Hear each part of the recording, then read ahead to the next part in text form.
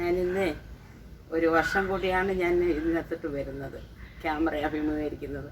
എൻ്റെ കൊച്ചുമോള് 10ാം ക്ലാസ്സിലായിരുന്നു. അപ്പോൾ അവൾക്കുള്ള പഠിത്തത്തിനൊരു തടസ്സം വേണ്ടെന്ന് വെച്ചുകൊണ്ട് ഞാനിതങ്ങ് മാറ്റി വെച്ചതാണ്. ഒക്കെ നല്ല റിസൾട്ടൊക്കെ കിട്ടി. ഇനി +1 പോയി കഴിയുമ്പം ഇനിയും അവളെ കിട്ടാൻ പാടാണ്. ഞാനിന്ന് പുതിയ ഒരു സംരംഭമാണ് ഉണ്ടാക്കുന്നത്. കുഞ്ഞുങ്ങൾക്ക് ഇന്നത്തെ പെൺകുട്ടികൾ നേരിടുന്ന ഒരു സംഭവമാണ്. അതിന് ഞാൻ വേണ്ടിയാണ്. അതായത് ഇപ്പോൾ ഉള്ള കുഞ്ഞുങ്ങളെന്ന് പറഞ്ഞാൽ 10 വയസ്സാകുമ്പോഴേ അവരങ്ങ് പ്രായമാവുമല്ലേ. അവരുടെ പീരീഡ് സമയത്ത് അവർക്ക് വയറ്റ് വേദനയൊക്കെ ഉണ്ടാകും, സ്കൂളിലൊക്കെ പോകുന്നതിനുമൊക്കെ ബുദ്ധിമുട്ടുണ്ടാകും. അങ്ങനെയൊക്കെയുള്ളൊരു ഇതായതുകൊണ്ട് ഞാനൊരു കൂട്ടുണ്ടാക്കി. ആ കൂട്ട് നിങ്ങൾക്ക് ഞാൻ കാണിച്ചു തരാം ഏത് രീതിയിലാണെന്നുള്ളത്. ഞാൻ ഉണ്ടാക്കി കൊടുത്തിട്ടുണ്ട്. എൻ്റെ ചേച്ചിയുടെ മക്കൾക്ക് കൊടുത്തിട്ടുണ്ട്, ആങ്ങളയുടെ മക്കൾക്ക് കൊടുത്തിട്ടുണ്ട്. അവർക്കൊക്കെ ആണെങ്കിൽ ഇതുപോലെ പീരീഡ് സമയമാകുമ്പോൾ ഭയങ്കര വയറ്റ് വേദനയാണ്. അങ്ങനെ ഞാൻ ഈ ലേഖ ഉണ്ടാക്കി കൊടുത്ത്.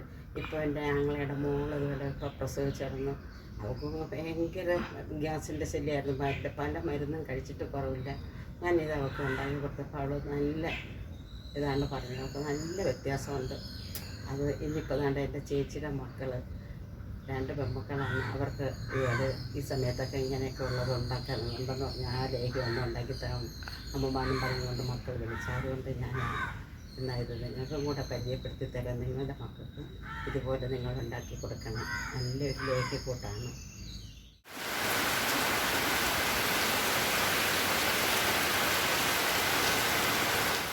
ഇതിന് വേണ്ടുന്ന സാധനങ്ങളെന്ന് പറഞ്ഞാൽ ഒരു 100 ഗ്രാമാണ് അയമോദകം, 100 ചുക്ക്, പിന്നെ 1 പിടി കുരുമുളക്, 1 കിലോ കരിപ്പട്ടി, 1 ഗ്ലാസ് അരി, 100 നെയ്യ്.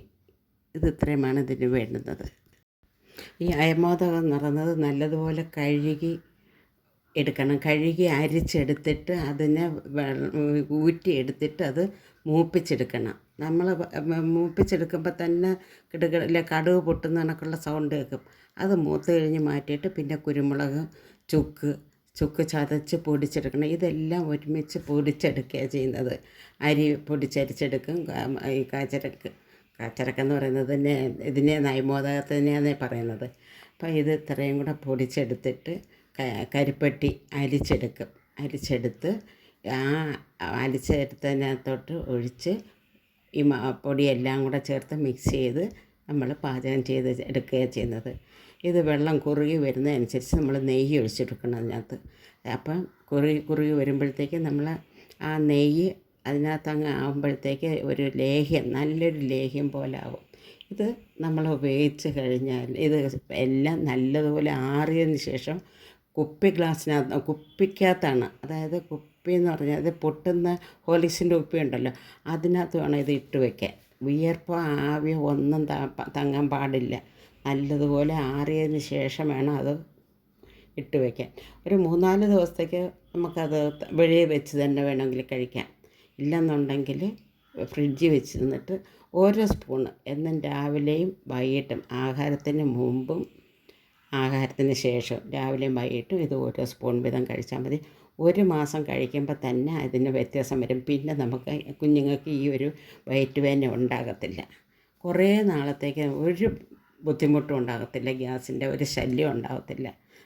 നിങ്ങളുടെ കുഞ്ഞുങ്ങൾക്ക് ഇതുപോലെ ചെയ്ത് കൊടുത്തു നോക്ക്. ഇത് അതായത് ഗർഭിണിയായിട്ടിരിക്കുന്നവർക്ക് കൊടുക്കാക്കത്തില്ല. പ്രസവം കഴിയുമ്പം കുഞ്ഞുങ്ങൾക്ക് കൊടുക്കുന്നത് നല്ലതാണ്. അവരുടെ ഈ മരുന്ന് കൂട്ടുകൾ കൊടുക്കുന്ന കൂട്ടത്തിൽ ഇതും കൊടുക്കാം, നല്ലതാണ്. അതിന് ശേഷവും അവർക്ക് കൊടുക്കാവുന്നതാണ്. കുഞ്ഞുങ്ങൾക്ക് പാൽ കൊടുക്കുന്ന കുഞ്ഞുങ്ങൾക്കായാലും ഒരു ബുദ്ധിമുട്ടും ഒരു വിഷമവും ഉണ്ടാകത്തില്ല. കുഞ്ഞുങ്ങളുടെ അമ്മമാരുടെ ഗ്യാസിൻ്റെ മരുന്ന് കഴിക്കുമ്പം കുഞ്ഞുങ്ങൾക്കും ഉണ്ടാകുന്ന ഗ്യാസിൻ്റെ ശല്യം ഒഴിവായി കിട്ടും. അവർക്ക് നല്ലതുപോലെ അവർക്ക് തികട്ടുമ്പം അങ്ങനെ മുമ്പോട്ടെടുക്കുമല്ലോ കുഞ്ഞുങ്ങൾ.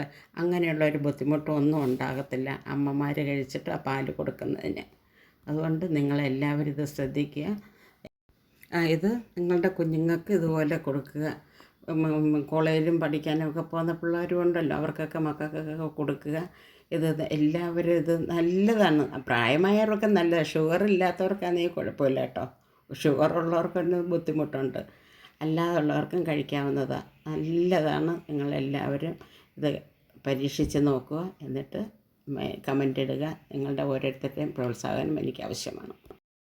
ഇത് ഇഷ്ടപ്പെടുകയാണെങ്കിൽ നിങ്ങളുടെ അഭിപ്രായങ്ങൾ ഇടുക. നിങ്ങളുടെ കമൻറ്റ് വേണം. അതായത് ഏത് കമൻ്റ് ആയാലും ഞാനത് സ്വീകരിക്കുന്നതാണ്. ലൈക്ക് വേണം, സബ്സ്ക്രൈബ് ചെയ്യണം. നിങ്ങളുടെ ഓരോരുത്തരുടെയും പ്രോത്സാഹനം ഉണ്ടെങ്കിൽ ഞാനിതുപോലുള്ള വീണ്ടും മരുന്നുകളിട്ട് തരുന്നതാണ്.